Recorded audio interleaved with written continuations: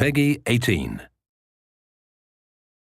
In this 4-part series, get an inside look on the making of one of the most anticipated titles in gaming history.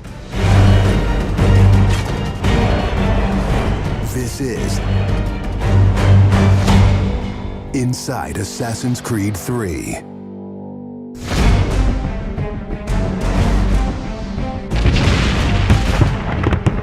Something we really wanted to emphasize was the sheer brutality of combat in the period. We've all seen the paintings of the Revolution, and death is glorified, death is angelic, but it wasn't that way on the battlefield. It was a brutal conflict. It feels that you're constantly going through dynamic fights, and that's not something technically we could do in the past. So it was like a personal challenge on the team to say, no, I think we can do this.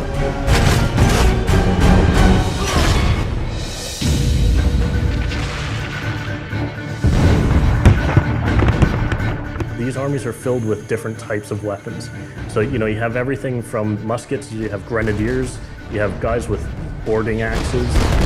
Being shot by a musket would be an awfully painful way to go. The caliber size of the ball was at least 3 or 4 times as large as anything that any modern military is using today.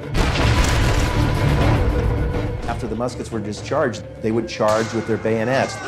What basically is a giant spear, and he has every intention of running that through you. They would shoot and then they would march, and that hand-to-hand combat was really brutal. And whether it's people using a bayonet affixed on the end of a musket, a small hatchet, this is a kind of killing that is very mano a mano.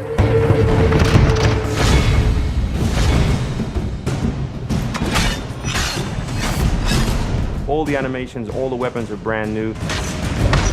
It was interesting to start on a new style of fighting that is much more close and aggressive.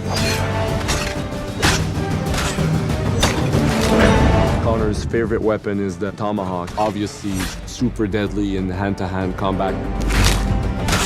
Also the bow and arrow. It fits with his native heritage and it's lethal. The rogue dart, it's a real accurate Chinese tool that we found the references for that period as well. He can use it from the ground, so he can bring the enemy towards him. It gives him the ability, for example, on a tree, to hang someone from above.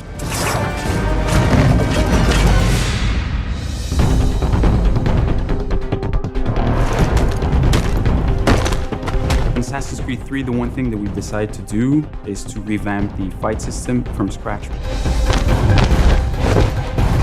We wanted the skill in the combat in the game to be about transitioning from character to character by choosing the right moves, by performing them correctly. It allows you to basically mow your way through large numbers of people if you're good enough without stopping. What do you do if you go into a bunch of guys with muskets and they try and shoot you? So we had to figure out, can you dodge them? Can you run away? And we've added all these options, but our big one is the meat shield, where you can grab a guy and he gets shot instead. Our mocap guys are stuntmen. We spend a long time with them rehearsing and figuring out exactly what would be the greatest choreography. We had to go through, like multiple people. Connor is trained in a very different style of fighting to the British soldiers. The close quarters flow of the combat that's happening between the punches, the kicks, and everything else is indicative of what happens in the real world. I'm very impressed by the moves that they do. It's cool to see push kicks and axe kicks and different sort of takedowns that are done correctly and very believable when they're done. Right hand right, punch to the face, boom, to the throat, to the groin, finish with boom. This is something new for us that we're really proud of. It's fast, it's fluid, and you go through these guys like butter.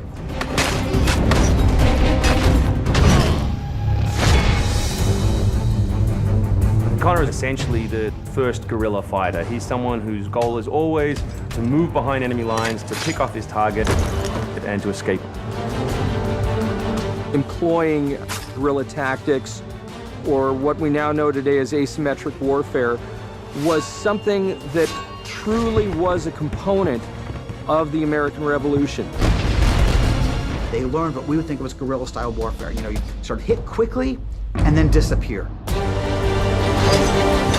American tactics were really frowned upon by the British because the Americans did adapt the tactics that were used by the Native Americans from the French and Indian War. The first big battle, Lexington and Concord, takes place on a New England town green. And as the soldiers march back to Boston, they are marching along a dirt road lined by stone. It's not the most effective strategy, wearing your bright red coat and march through the woods while some farmer's trying to shoot at you. The Americans brought a tactic that they couldn't really cope with. They essentially took it away from the battlefield and they started guerrilla tactics.